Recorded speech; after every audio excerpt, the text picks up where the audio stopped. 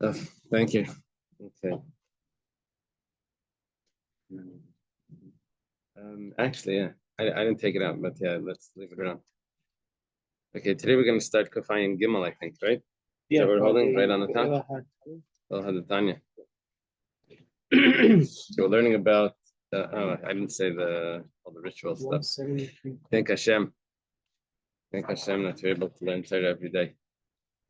And then the first of our learning, we should have the Beis Hamikdash immediately. Learning Lula Nishmas of the Gold of Basra Daf and the sons of Mitzin, and also for Shlema for Rabbi David Ben Sarah. That gets a little yes, Ben for my father, Ben Miriam Adel. Okay, so we're learning about two people with the same name and the complications. The name that we've been using was not Smith, but it was Yosef Ben Shimon. Yeah, so two people with Yosef Ben Shimon, and then we had this discussion. Are we concerned that maybe a document fell from one and the other one picked it up? We said, nah, that's nefila dechad.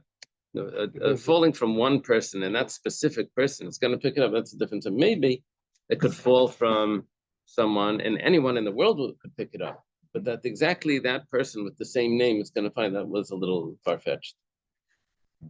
Okay.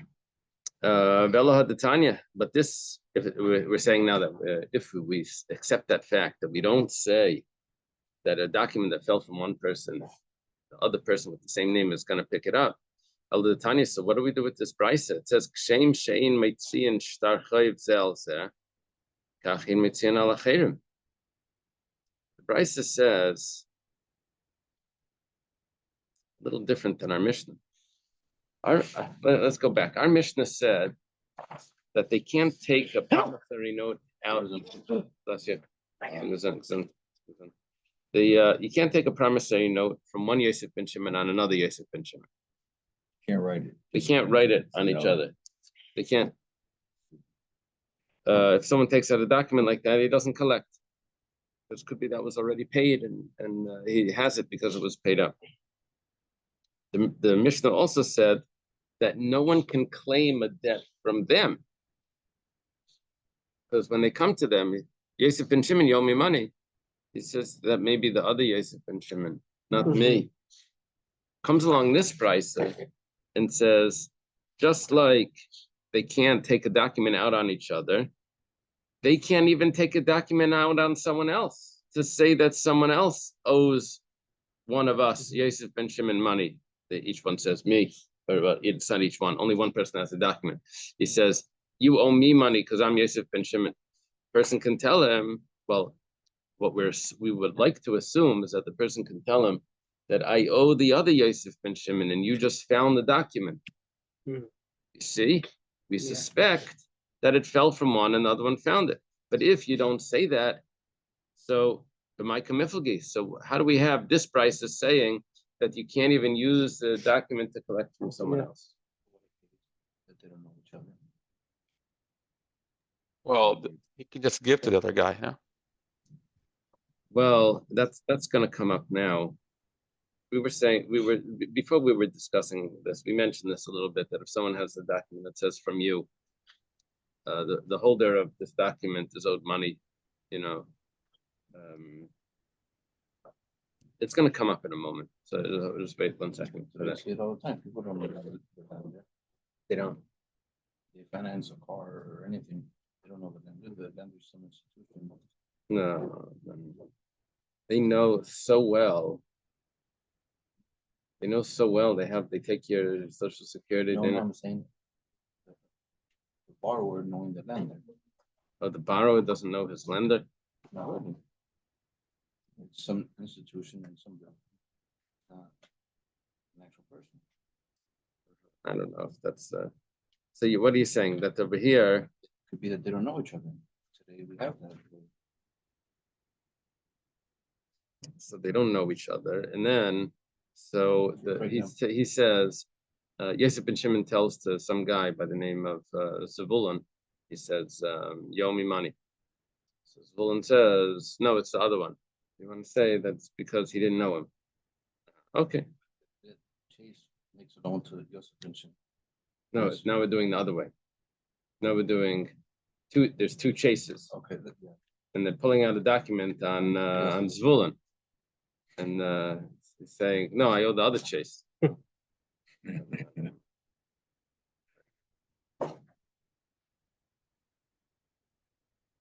There's a solution to this, but anyway, if the case is that we're not concerned that it fell from one and it went to the other, so what are they arguing about?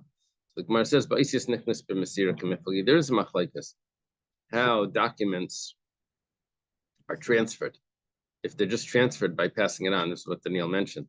So he passed it over to the other guy. He gave it to him as this is now yours. So what we're thinking is like this: Tanadi dan savar, the author of our Mishnah, said that you can use a document that says in it that someone owes Yosef ben Shimon money. They can go and collect that. Why? Because if Yosef ben Shimon is holding it, even if it's the other Yosef ben Shimon, then he probably gave it to him. And all good. Tana Brasavar Einashis Niknas b'Masira. The Brisa, the author of the Brisa says that's not how documents are transferred. Even if he gave it to him, but it's not his. You'd have to, I guess, write a document that he was given. It's more than just holding on to the document that it was transferred to you. You don't acquire it just by passing it on. Okay, that would explain the opinion of the Brisa that says that just having the document doesn't mean that you can collect. Iba Yasema, we can say if you want, you could say a little differently. The Kuli Al Maisis Nixus everyone holds that a document is acquired by transferring it. There's a machlekes, even though the document is acquired by transferring it, but here, do you have to prove that it was transferred? Or maybe the person can say that the reason why you're holding the document is because the other fellow went on a trip and he asked you to hold all his papers. And now you're just using it to collect money from me. But it's not, I don't really owe it to you. It's a pikadon. So even though it could be acquired with handing it over, but you still have to bring witnesses that that's how it was transferred. That's why you're holding it. So there's one more step to this. So it goes like this. Tana Didan Savar Ein Tzarech Laviraya. The author of our Mishnah says you don't have to bring a proof. The person is holding it. He says that he acquired it. However, he got it. So, and that's good. The person gave it to him. Tana Brasavar, but the Brisa that says that you can't use this document to collect. Why not? Tzarech Laviraya. He holds that because you need to bring a proof. Okay. You need, yeah.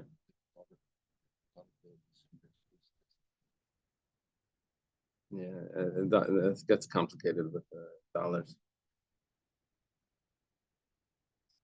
Hill is asking if a dollar bill is an IOU from the government. Like that's like the silver certificate. I don't know. I think we've switched now. Everything became like this other thing. I don't know how things work anymore in halacha. Yeah, there used to be gold reserves, and not Right. anymore. Yeah, but it is still. Is that what it is? Is backed it up by really an government. IOU? Is that really what it is? Before, like in the Teflon tomorrow, it was gold and silver, and the dollar at the beginning was backed up by gold, but today it's not. It's backed up by the government. Mm-hmm. It's no different from like when we make a purchase with our signature with the credit. Mm-hmm. You're saying that a bill is considered a shtar. That's what you're saying. That you're saying a dollar bill is considered a shtar. Got a point. Uh-huh. I would have thought that traditionally, like back in the day, that you had these certificates that said how much you really owed, you really owned. This was considered a certain ounce of silver somewhere or something. That would have been a shtar. But now it feels like it's just a type of currency that we have, like this, like silver, like there's this paper that's like we just use it like that. That's what it feels like. I don't know what is its intrinsic value. I don't know, but the fact is it gets used for trading, bartering. Bartering had intrinsic value. Now we just use this paper back and forth. I don't know. got to be philosophers that discuss this. This is complicated. It's not like just like a halachic thing. This is deep stuff. Okay. The Itmar. We have a statement of Amirayim. Exactly this machlekes that we're creating now between a Mishnah and a Brisa. See we're holding? 173. It says the Itmar, as it was stated, Isis Niknas b'Masira. That Isis means letters, which means documents. Documents are acquired by transferring it from hand to hand. Abaya says that you have to bring a proof that that's why you're holding it, because it was transferred to you from the original owner of this document. And he gave it to you, not to watch, but he gave it to you because he wants you to be able to use it, to collect. He actually gave it to you. That's what the Brisa would say. And therefore, if you don't have that proof, then you can't collect from it. Rava says, like our Mishnah, that says, no, you can use a document that you received from someone else to collect from the third person. That's not a problem. And that's what our Mishnah says, that two Yosef ben Shimon's, even if he gave it to you, or even something like that, but you can still use that to collect from outside, not to collect from Yosef ben Shimon. Yosef ben Shimon himself could say, you got the wrong address. You meant to be collecting from the other one.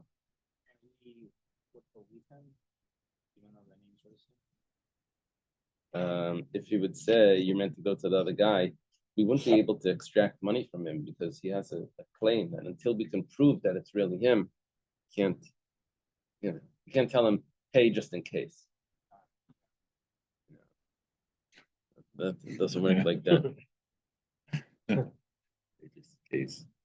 Students turn on the paper, they say, in case this doesn't meet your requirements, let me know and I'll add to it. What kind of nonsense is this?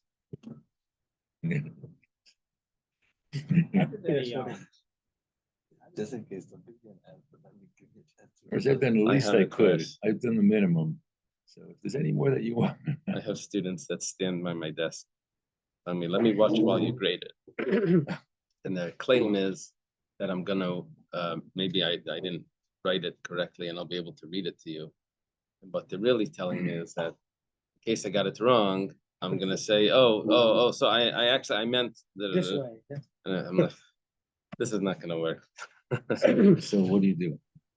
I say, if you didn't write it, if I can't read it, then you're getting it wrong anyway. So just go away. We have that in court also, where the appellant will send an appeal and say, pay this without a hearing. But if you think, that you can't pay it, then we'll have a hearing. Like, you can't have it both ways. You can't ask for an on-the-record decision and a hearing at the same time. It sounds like the part of they're not guilty, but just in case they will be guilty, please excuse them. Yeah. Okay. I didn't do it, but just in case, it wasn't on purpose. Right. Okay. So now we have machlekes Abaye and Rava about if you need witnesses, how the document was received. Abaye says that you do need witnesses. Amar Abaye, how do I prove it? How do I know that you actually need witnesses to show how the document was received? The Tanya was taught in a brisa. Let's say there's two brothers that one of them is holding a document that maybe was the father's, that maybe it was one of the brothers, could be more than one brother, more than two brothers. One of them is holding the document that says that someone owes them money. So he has to prove that he's holding it because he's holding it from the other brothers. He's holding it from the estate. He has to prove why is he holding it? Why are you the one that's coming with this document? It was the father's, or it was one of the other brothers, or it was coming from the estate, and he's holding it. So Allah Laviraya, the creditor, he's not the real creditor. He's holding a document from the estate, from the father, and so he has to prove why he's holding it, and he's coming to collect from a borrower. So my law, see, you always have to bring proof why you're holding a document. It's not just brothers. The same thing would apply. It's just the story. But the same thing would apply to every case. You always have to prove. Abaye says, see, I'm right. You have to prove how did you get this document? show that it was given to you, not as a deposit, but to use. Rava says, no, that price is not a proof to this. Kashani and the Shamtim Hadadi by brothers are always pulling it this way, that way. They're taking it by brothers, you have to bring proof. But normally, if a person's holding a document, you don't have to bring proof. You assume that he's able to use it to collect. Ikadamri, there are those that brought this price the opposite way. They said, I'm a Rava Mino Aminala. Rava's using this price. He says, how do I know that you don't need to bring proof? It says the Tanya, because the price says, if one of the brothers is holding a document, it's only by brothers that you have to bring this proof, because brothers pull it from each other. That's why we brought a brisa that this could happen frequently. So we have to resolve this by saying, bring a proof that you're holding it because you're supposed to be collecting with it. But other people, you don't have to do that. Okay, that's a proof exactly the opposite. Abaya says, no, the fact that it said brothers is a little different. Not because by brothers you need to bring the proof. It's machlekes if there's a diuk here. Because Salkadait Famina, by brothers it had to say that, because I could have thought given the Shamtum Me'adadi Ema Mizdar Zira V'Litzrich Laviraya. I could have thought that because brothers pull it from each other, by brothers they're much more careful. They would never let the other one pull it away, because the other one may pull it away.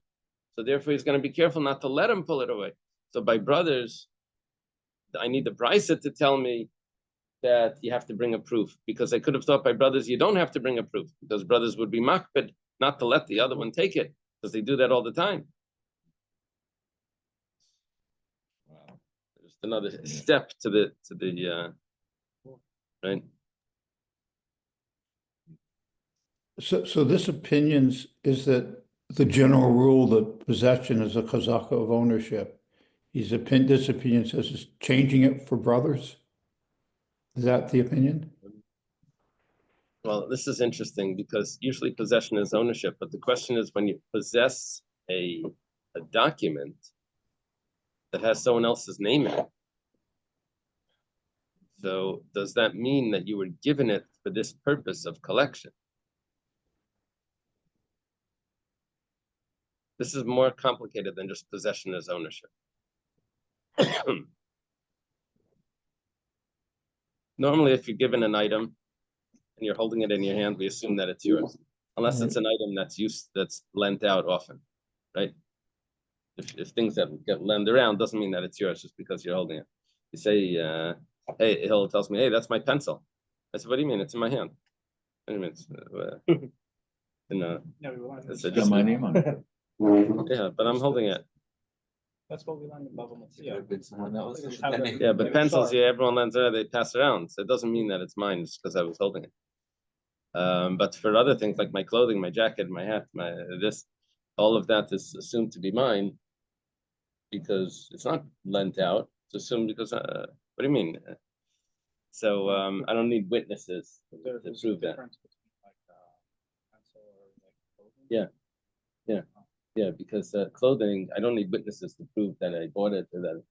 But for this, I would have to prove it. Yeah, over there they found it. Two people found the talus. But over here, there's like another detail here. That's just because you're holding it doesn't mean that you can use it for collections. Yeah. Maybe it's been deposited by you and you're watching it. That's because the holder of this item has certain rights. And yet now we're using those rights, not just as holding the item, that you can't extract the item from anybody. You're using the rights of that item to do something else. Verify that you need the right witnesses person to has- say that the real owner of this, the one whose name is in it, has transferred it to him to use. The witnesses testify, we saw the transfer. every single time someone makes a charge, there's always witnesses. That's machlekes Abaya and Rava. According to Abaya, yeah. According to Rava, no. So this Gemara is saying there's this opinion, there's a circumstance in which it's not good enough to hold it. You have to prove why you're holding it. Yeah, yeah. And that's because your name isn't in it. Right, So it's different with the normal Star Cove because you have your name in it when you're holding it usually. you're right. Gotcha. Okay.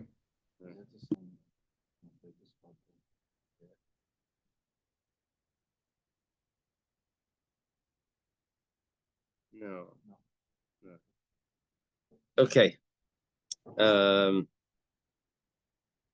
Where he did, okay, so Kamash Malan, that's why Abaya says we had to say it by brothers. Kamash Malan comes to teach us that even by brothers, we still have to suspect that maybe it was snatched, yeah.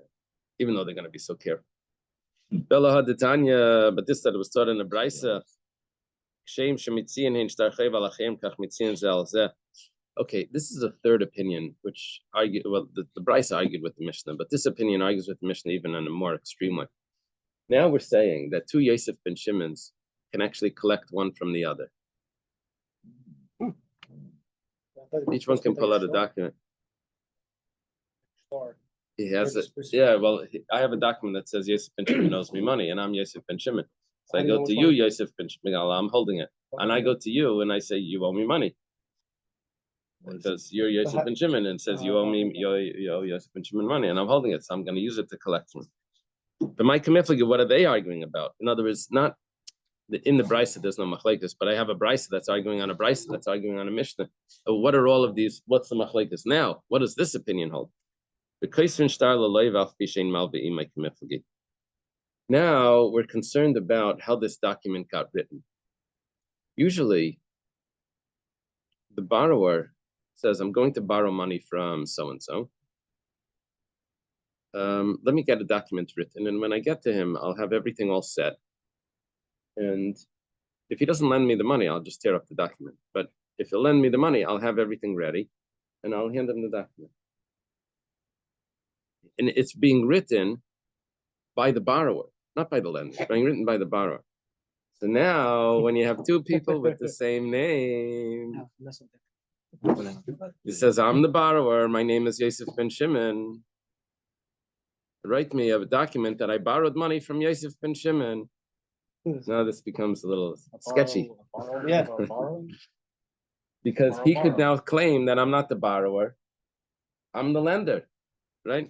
Okay. So the Kaisin Starla Leibach Pishin Malvim Tana Didan Savar, the author of our Brisa holds of our Mishnah, sorry.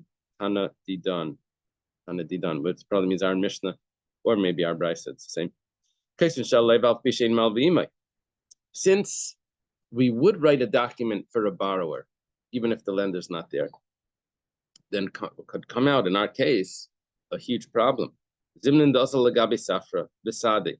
He goes in front of a scribe and witnesses. V'amar lahu, he says to them, "Kesuva lishtara, write for me a document. To be inan lemezaf mi Yosef ben Shimon chaverai, because I want to borrow money from Yosef ben Shimon, my friend, right? Some friend, right? Basra Daf v'chasmilei nakitala. After they sign it, he takes it. V'amar lei, and he says to him, "Habli meya diasas imnai." Give me the $100 that you borrowed from me. Because it says that Yosef ben Shimon borrowed money.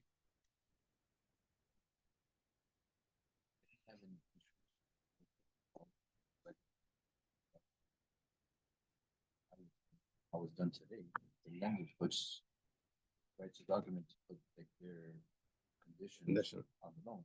If the borrower brings the document, like he makes the condition. Yeah, well, the borrower makes the conditions, hoping that the lender is going to lend it. If the lender says, I don't like these conditions, and the borrower is going to have to go back and get it again, get another document. He wants to be ready. It sounds like double the work. He wants to be ready. Never going to agree to the borrower's conditions. Because the borrower's always going to get like better conditions for him. An extra day to pay or two, like different terms. On the other hand, though, you don't want the guy to change his mind. More, he thinks about it. You're right. But The guy said they just discussed it, probably. When the person really needs the loan, will be to the lender. Listen, you make the conditions. I need the loan. Right.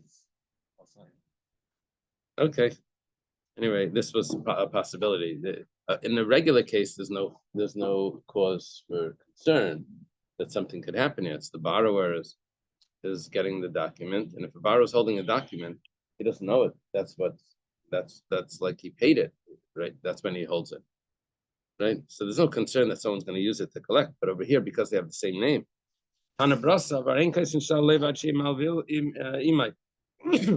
Brisa that allows a Yosef ben Shimon to collect from another Yosef ben Shimon is because they would never write a document for a Yosef ben Shimon.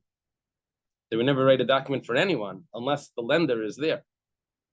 You need the borrower and the lender to be there. Once you have the borrower and the lender there at the writing of a document, so then you don't have to worry about maybe it was written for the borrower and now he's turning into a fake lender because you had the lender and the borrower there at the writing of it. So that's why the Brisa holds that they can use the document against each other. Did they have an IOU back then? Yeah. Without like no document said IOU, but the guy says. Yeah, mil valpeh, Okay. an oral.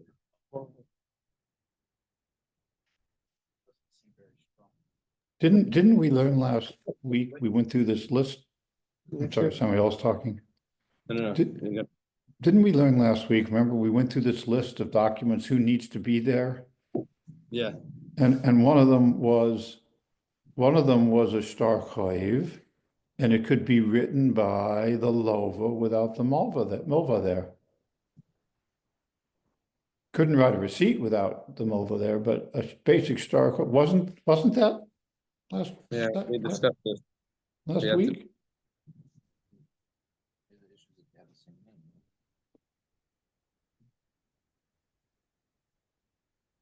Yeah, if the borrower. One second, where was that?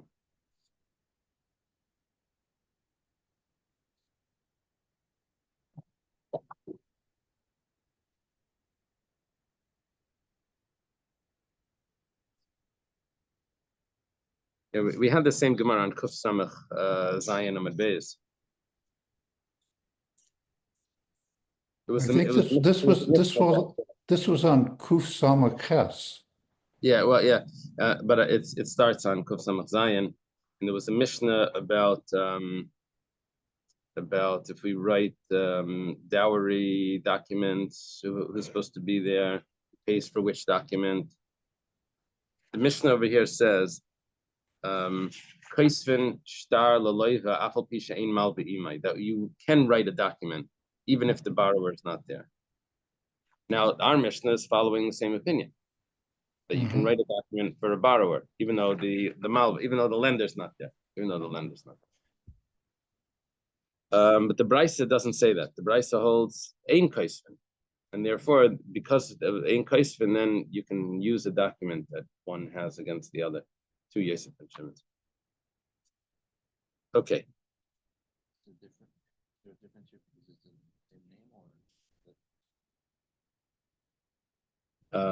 It's now if you can't write a document when the lender isn't there, then the same name doesn't matter, because the lender has to be the one that has lent the money, and that's why he has the document. Okay. That's no problem. Yeah.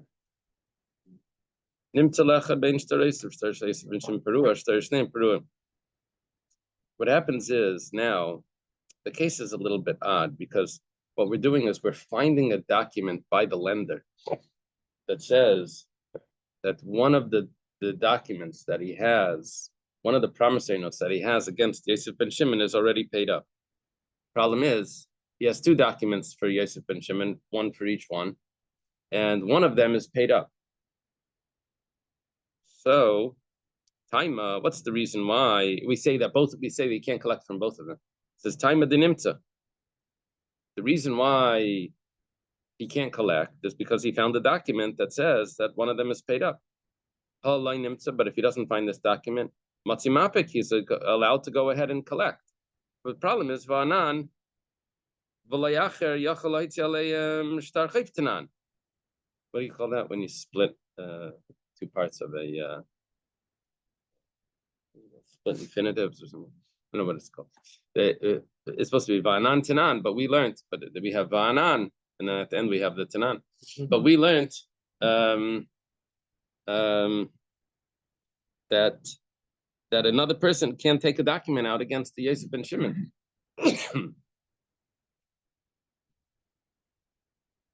You can say, you know, the Yosef ben Shimon that owes you money is the other one. Here we're saying the reason why he can't go to Yosef ben Shimon and say you owe me money is because there's a document in his files that says that the Yosef ben Shimon's loan has been paid back. Now, who's the one that's looking in the lender's files and finding that? It must be the case where there were a bunch of documents that were dropped, and all of them have the same lender. And the rule is if they all have the same lender, then you return it to the lender. But in those documents was one note that said that that debt of Yosef ben Shimon was paid. Why is he holding it? I don't know. It should have been Yosef ben Shimon that holds it.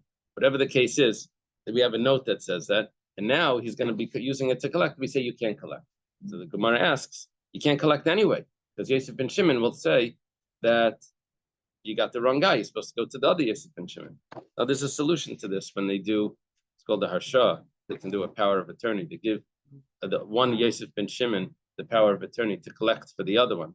So he says, even if I'm not coming to collect from myself, but I have the power of attorney to collect from the other one. So either way, whichever way you take this, you owe me $100. Huh. There's a solution to this, but without that solution, he can't go and collect. So we're saying that you can't collect anyway. We say no. We have a terrace over here. We put in the document exactly which Yosef ben Shimon it is, because we said Yosef ben Shimon ben Yaakov or Yosef ben Shimon ben David or something. Yeah. So we worked our way back a third generation, so we know which one is which, and you should be able to collect. The reason why you cannot collect is because there's another document in there that says that the debt of Yosef ben Shimon has been paid. Gemara says,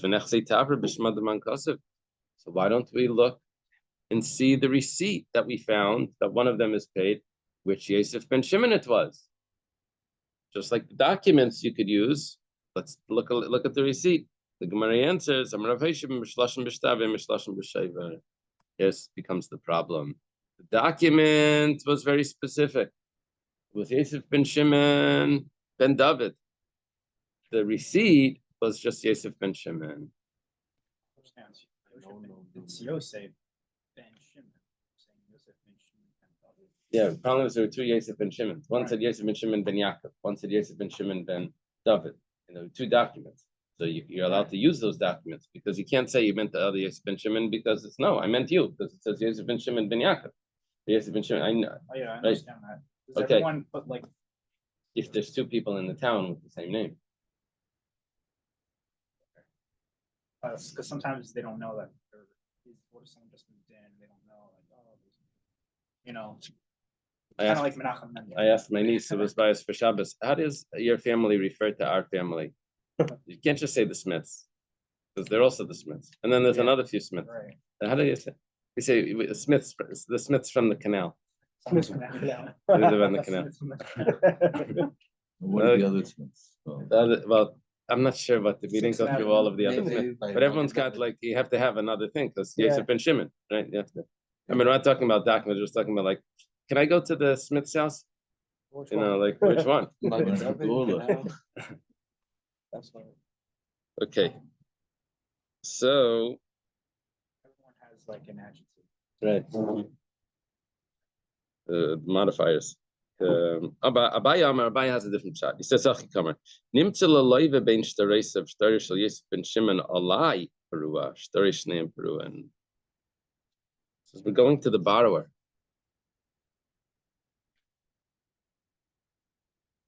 Going to the borrower. It's not in the lender's documents. It's in the borrower's documents. And this fellow owed Yosef ben Shimon money. And he has a document there that says that the debt of Yosef ben Shimon has been paid. Receipt. and they're showing up with documents, he doesn't have to pay either of them. So he has a receipt that says the debt of Yosef ben Shimon has been paid.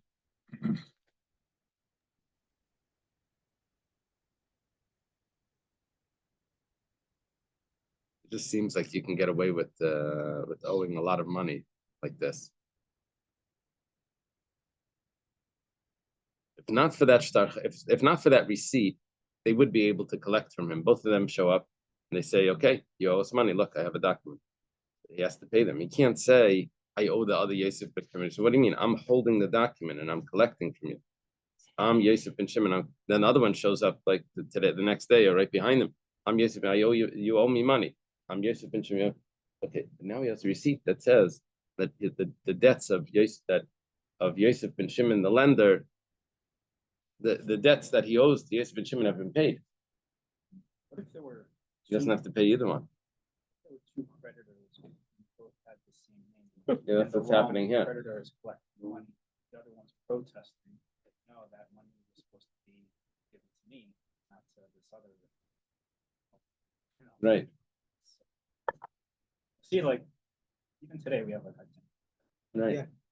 Right. This is Jonathan saying this is like identity theft. You need to have witnesses for the receipt also. There are witnesses on the receipt. The witnesses on the receipt. But we're talking about a case probably where we can't ask them for whatever reason. how do you know that the name that they're saying is the name that? Right. And actually. Right. Okay. The next Gemara says Nimt Mishaloshin Abaya. Okay. Kate said Yasu. Gemara says, what should you do? Yishalshu. That means you should add on another generation. But at the end of this whole thing, it says then you add Kayan. Right?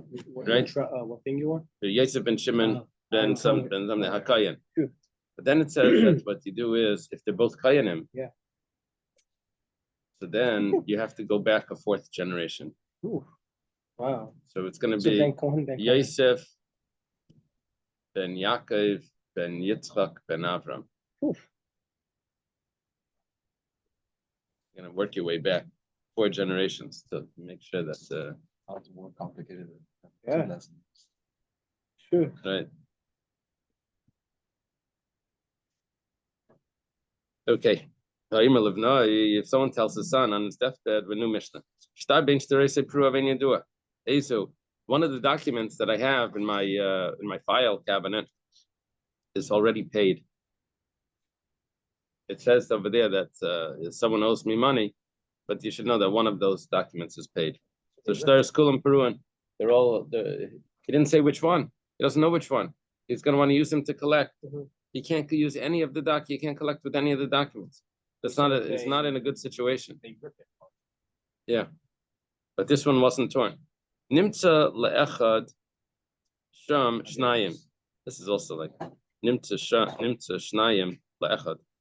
If there were 2 documents to the same borrower, he lent him $50 and he lent him $100. Okay, so now here he could collect because only one of the documents was paid, but I have 2 against you. So you owe me one of them. Which one? So the rule is hagadol prua v'katnein prua. The larger debt, the $100 one, you can't prove that that's the one that wasn't paid, because you're extracting money. So what we have to do is you're gonna have to assume that the larger document was paid, and the lesser document was not paid. It's gonna get from the lesser document, right? Be able to collect one of them. Amar Rabba says, someone says that the document that's in your hands that you have against me is paid. So, but we didn't say which one. He has 2 documents. So we'll say that the larger one was paid, the katan was not paid. But if he says the debts that you have against me is paid, then starts kulam pruin. The debt. He doesn't say the debts. He says the debt that you have against me. So then he's already combining it all together.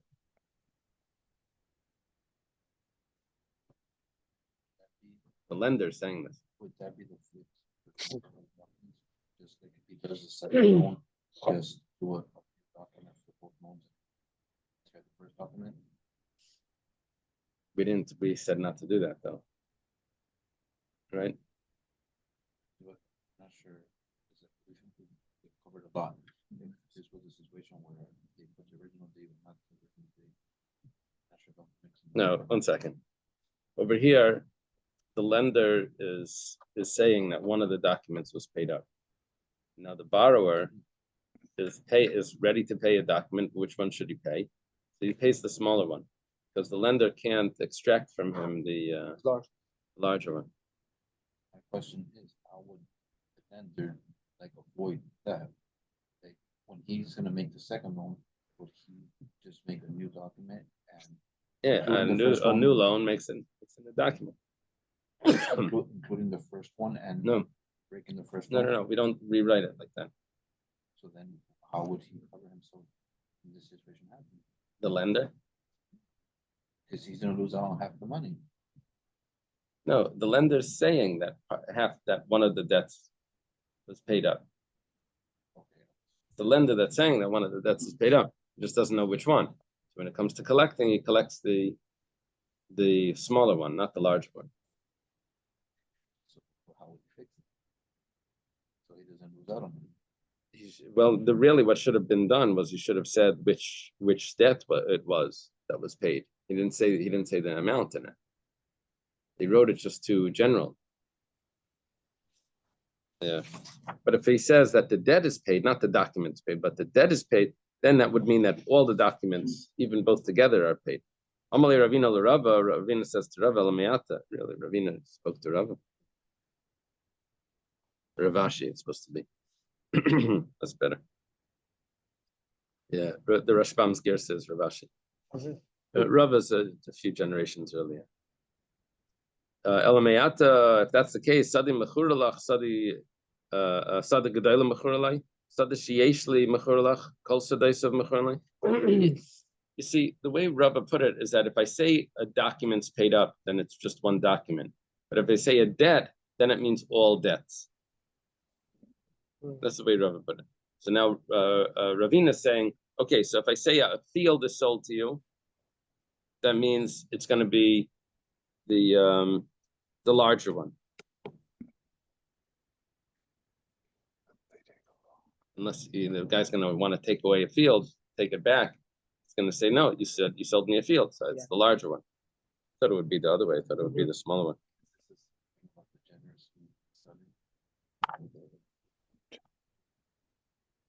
But if he says field is sold, so then that means he sold him all his fields. Now the Rashbam adds in something from last week's parsha. It says Sidei Edom, which is translated as the fields of Edom, not the field of Edom. So when you say Sada, you mean the fields. So when I say Sada Mechura, not Sadai, but Sadeh Mechura, a field is sold. That means all the fields. So he says no. Hasam Yad Balashtar Tachtena. The rule is that whoever has the document has to prove what his document is referring to if you're trying to extract something from the other person.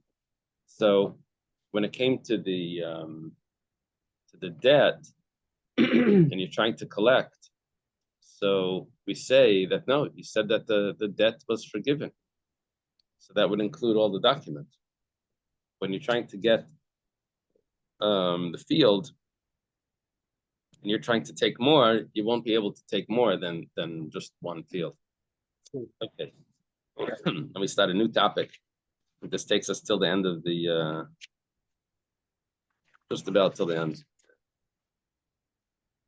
Rabbi, so but that just says, oh, your debt's forgiven.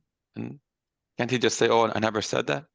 Somehow I'd have to prove that with witnesses or something. Probably witnesses there. Oh, okay. Yeah.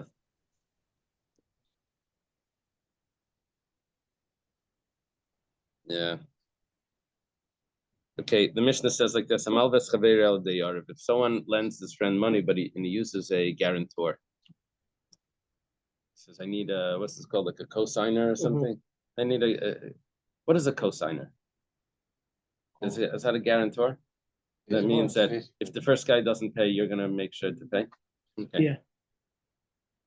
So the rule is you don't go to the guarantor first. Now the Gemara doesn't know that I added in the word first, but the Mishnah says you don't go to the Arif, you don't go to the guarantor. Okay, as the Gemara plays out, it's going to become obvious that it means you don't go to the guarantor first, you go to the borrower first to pay. But we'll see in the Gemara that there's a process till it gets there. But if he says on condition that I can collect from whoever I want, so then you're from an Arif, then you can go to the guarantor. If the borrower has property, then you don't go to the guarantor. Either way, you don't go to the guarantor. You go to the borrower.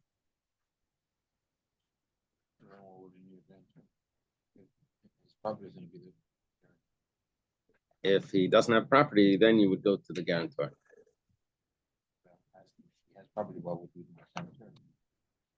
The question is, at the time of the collection, at the time of the borrowing, either they had or of lending, either he had or he didn't have. But at the time of collection, if he has property, you don't go to the guarantor. If someone, actually, is that a separate statement? Let me see how it's written by you. Yeah. I mean, there's a period. Over here, they don't have a period. Here they have the colon. The Reb Shimon ben Gamliel is saying the following. Reb Shimon ben Gamliel is saying the following. Oh, yeah. Ha'ariv li'isha b'ksubasa. If someone guarantees a woman, well, guarantees for the husband that if the husband can't pay the ksuba, he's going to pay. V'haya ba'ila magarsha. Now the husband is divorcing her. Yadirena hana. The husband has to take a vow in public that he's never going to remarry her. Maybe times are tough for this family, this couple. They said, you know, we really don't have funds, but there is a guy that guaranteed your ksuba. Let's get divorced. You'll collect the ksuba. Yeah. I'll marry you back and we'll split the money. Yeah. Good idea. So when we do that, because there's a guarantor there, so in order to make sure that they're not playing a trick on the guarantor, so he has to take a vow in public that he can never annul, that he's never going to marry her back. Pretty serious. Yes. People do, they get divorced for some other financial things. I'm not sure exactly what they do. By bankruptcy, they'll do that. They'll get divorced and one will go bankrupt or something. Oh wow. They'll do tricks. No? I'm sure there's a lot of other things that I didn't think of. Surprised that tricks go all the way back. Yeah. You thought we invented the tricks. Yeah. The same thing. Yeah. This sounds really crazy. This sounds like one of those people that get like life insurance and then they take their death to collect the life insurance. Right. My time, I'm sorry. And there's a joke. I'll save it for later. Sorry. Okay. I guess what I was going to say. Like the guy gets the aliyah. It says, Moshe, Bat Mir, what Bas? I don't know. Everything now goes under my wife's name. That's funny. That's funny. That's good. Cute. Okay. My time, what's the reason why you can't go to the guarantor first? That's what the Brisa said, right? The Mishnah said you can't go to the guarantor first. Rabba and Rabbi Yosef Dami Tabaya. So both Rabba and Rabbi Yosef, they both say, Gabra Shlimasli, Gabra Shlimilach. The guarantor says it like this. I took responsibility that this person is not going to run away. That's the responsibility that I took. Well, guess what? Here he is, and I'm handing him back to you. So now collect from him. I didn't take more responsibility. I took responsibility to make sure that he's going to be here. Okay. So now that he's here, you have to go to him. But that's not a versus. Huh? That's not a cosigner. That's something else. Maskefler Rav Nachman says, "Haydina de Parsoi." This is a Persian law. Adarabba, Basar Arba Azli. No, we collect from the guarantor. Ela Beidina de Parsoi Layavi Taimel Mosai. The only one that could do this is the Bezdin, the Persian Bezdin, Persian courts, that they don't have to give reasons. They just make rules. They don't give reasons for what they're doing, and if they say this, then this could fly over there, but not by us, where we have to explain why we're paskening. Elam Rav Nachman says it's different. My la yifra min ha'arev, what does it mean you can't collect from the guarantor? La yifra arev tchila, can't collect from the guarantor first.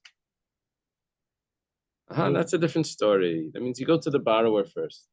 Guarantor says, 1 second, I was only guaranteeing if he doesn't pay back, but you have to go first, try to get it from him. Right. Get it. If he doesn't pay back, then come to me later. It was also taught in a brayso. Someone lends his friend through a guarantor, and there's a guarantor there. That's why he lent it. You still can't collect from the guarantor first. But if he says on condition that I can collect from whoever I want, whoever's convenient, then you can go to the guarantor first. Amar Rav Huna, when it said minayin la'arav de mishtabed. How do we know that a guarantor is actually indebted? Maybe he can just say, I was just saying, I didn't really mean that I'm going to pay, I thought that you should lend him. I didn't know, that he wasn't going to pay. What if the guarantor can't pay? Right. But here he's saying that how do you know that he obligates himself in a real way that he's actually going to have to pay this? No guarantor of the guarantee. Yeah, are we guaranteed that the guarantee is there? So the ksiv, this is when Yehuda says to Yaakov, he says to send Binyamin, says, I will guarantee, you can ask him for me. You can ask me to bring him back. Maskefler of Chizda Kablanasi. So he says, that's not an Orev, that's a Kablanas. The Kablanas is something else. We'll see in a second. The Ksiv, Al Yadi Vani Yashivenu. You give him and I'll return him. The Kablanas is a type of guarantee, but it works with one nuance different. The way we view Kablanas is that an Orev is, let's say I have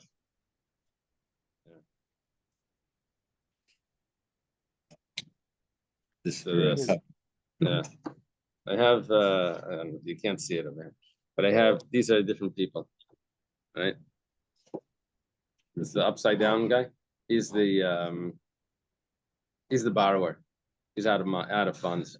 He's borrowing money. These two guys, so this one is going to lend the money, and this one's going to be the guarantor. Right. Okay. So he lends the borrower the money. Now the guarantor, the Arev, when it comes to collection, so he goes first to him. If not, he goes to the Arev. But there's another approach. Other approach is that the Arev tells the lender, he says, lend this borrower money, and I'll pay you back. So now the lender becomes a shliach of this guarantor. Yeah. It's not that he's going to step in later. He's there initially saying, you lend, and I'll. So then what happens is he goes directly to him to pay back. Sure. Yeah. What's the deal? It becomes like a different sort of debt. Yeah. It's like it's like the kablan is borrowing from the lender. Oh. Just you give your money over there, I'm borrowing money from you. You give it there and I'll pay you. The kablan is just doing it because the guarantor is telling him to do it. No, the kablan is a type of guarantor. The lender is doing it because the guarantor is telling him, right? Why doesn't the kablan give it directly to the poor guy? The kablan doesn't have his wallet on him. Oh, what I was thinking is that it might be the kind of family member, so he just doesn't want to do it directly. He just tells like someone else. Oh. To do it. True. But here it's where everything is visible, everything is in the open. Okay. It's a different type of guarantee. So he says that's a kablan, that's different. Now, how exactly is he a kablan? He's telling Yaakov to give Binyamin. I mean, it's not money. This is guaranteed. This is like something else. Like If I don't know. Binyamin never pays back the loan, it's always the guarantor who pays. So he's just getting a gift. The Binyamin is like the money that's being transferred around. That's what's happening over here. Yosef is in Egypt. He says, if you want to come see me again, you have to bring Binyamin. Yeah. Yaakov says, I'm not sending Binyamin. So Yehuda says, trust me, Mhm. I'll guarantee it. And they said, no, that's not a guarantee. That's a kablan, because Ruvain said I'll do this. that kids you or can Chef my because kids he or said, something? yeah, you'll take my children. Yeah. That's it. So what does it say over here? Kablan is a guarantor. Yeah, but this doesn't tell me the 1 second. Genesis. By stating that Yaakov should give Binyamin into his care, Reuben accepted a greater degree of responsibility, as if to say he was taking Binyamin from Jacob's hands directly and guaranteeing to return him. The rationale given by Rashbam here is the reason that saying to a lender, give him the money rather than lend him, imposes a greater degree of responsibility of a Kablan guarantor. Give him into my care means that he agreed to take on a Kablan's obligation.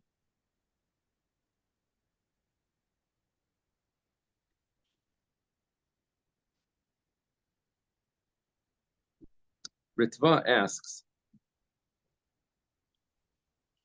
why Judah should be considered a guarantor of any kind, in view of the fact that he was asking Jacob to give him Benjamin to take to Egypt. Seemingly, this would make him a borrower, not the guarantor.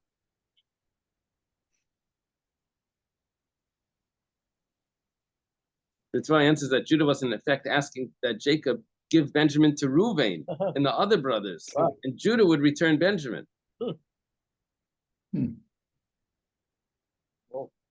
This is for the people that like to say Lamda Divrei Torah at the Shabbos table. Keep this in mind in 2 weeks. And say that it's not that Yehuda was taking him. No, Yehuda was just guaranteeing when he gives to Reuven. Okay. Makes a Now, little bit more sense if you said to Yosef. That Yehuda was taking Binyamin to Yosef. right. Yeah. Yeah, but now what's happening is that original claim of Reuven, give him to me, I'm going to bring him back. Yehuda's just stepping in and guaranteeing that original. That's how the Ritva is learning this. Okay. So Elama Rab Yitzchak, Mehacha Rab Yitzchak gives a different source. It says Lachach Bigdaiki Arav Zar Ba'ad Nachriach of Leo. It says he took his clothing because he was a guarantor for a stranger. And for a foreign woman, he gave a mashkan, which basically is telling us that someone can lose his property because he was a guarantor. It's a pasuk in Mishlei. Another source over there. It says, my son, if you became a guarantor for your friend, which means money, the katal is kapecha, you shook hands with a stranger. Nakashta bim ripicha, you get stumbled with the words of your mouth. Nolkadata bim ripicha, stumbled with words of your mouth, another type of been trapped or stumbled. This is the following you should do and be safe. Because you came into your friend's palm, you should go and, I guess it means appease him somehow. If it's money that you owe, so open up your hand, the palm of your hand to pay it. And if it's not money, then harbalav rayim, then you should make your friends go to him to ask him for atonement. Okay, so that would be a source that you become a guarantor and then you owe money. Amar Meimar says, Ariv the Mishtabed Machlekes Rabbi Yehuda v'Rabbi Yosi. The fact that an Ariv becomes indebted, that a guarantor becomes indebted to pay, that's really a Machlekes Rabbi Yehuda and Rabbi Yosi, the famous Machlekes that we had a bunch of times. Rabbi Yosi, the Amar Asmachta Kanya, according to Rabbi Yosi, that says that Asmachta, when someone takes a bet, I bet you $1 million that it's not going to, so he says that, oh, now you owe the money. So if that's the case, then Ariv Mishtabed. Then a guarantor is also, he says, basically what the guarantor was doing, it says, I'm sure he's going to pay you back. If he doesn't, I'll pay. It's like a gamble. So according to Rabbi Yossi, an Arev is it becomes obligated.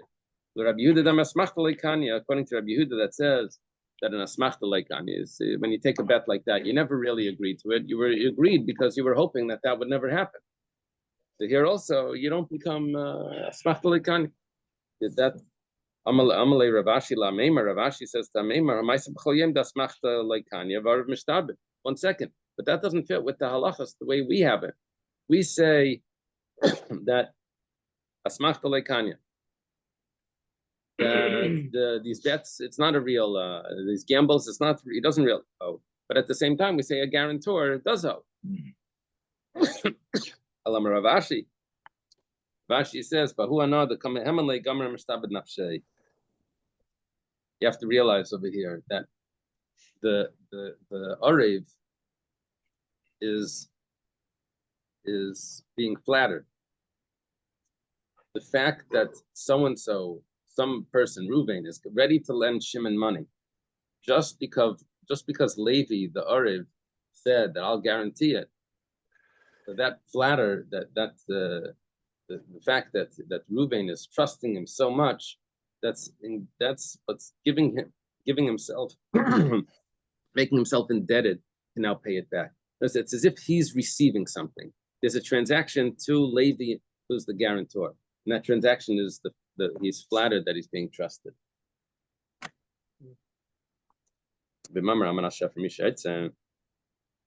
If he says on condition and that I want to be able to be paid back from whoever I want, so he can get paid back from whichever one. He can go to the guarantor first.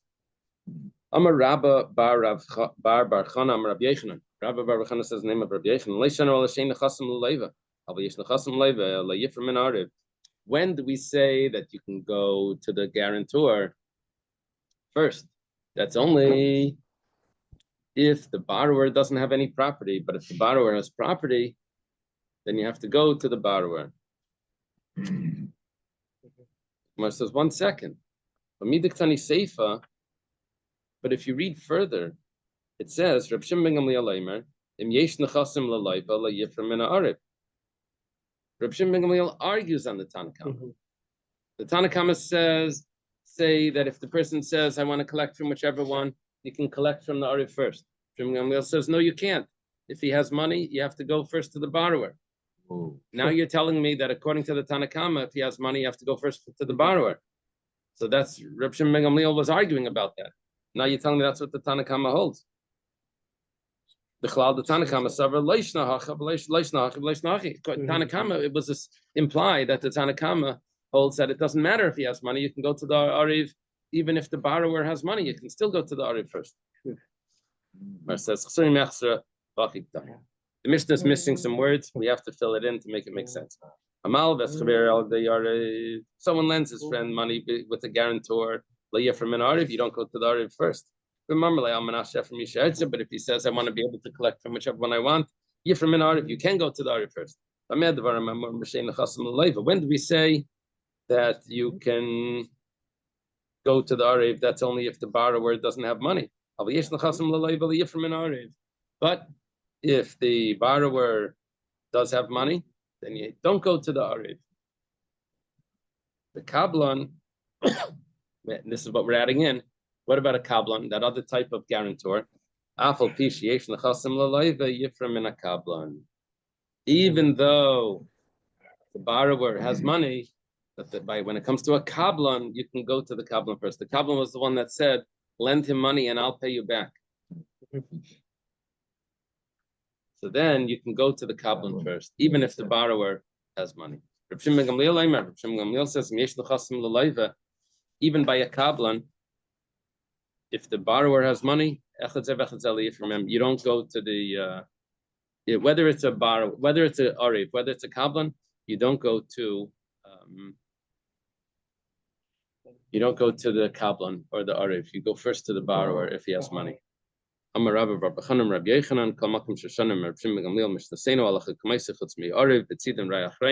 halacha is always like Reb Shimon ben Gamliel, except for 3 places. One of them is Arev, which is referring to a guarantor. We don't paskin like him. We say that you're allowed to go to the kablan first. The Ariv, you don't go first, the Kabbalah, you do go first. Okay, let's leave it over here. What about the other two cases? Those are cases in Gittin, and one is in Sanhedrin. Two other cases. Yes. Okay. Have a good day. Right.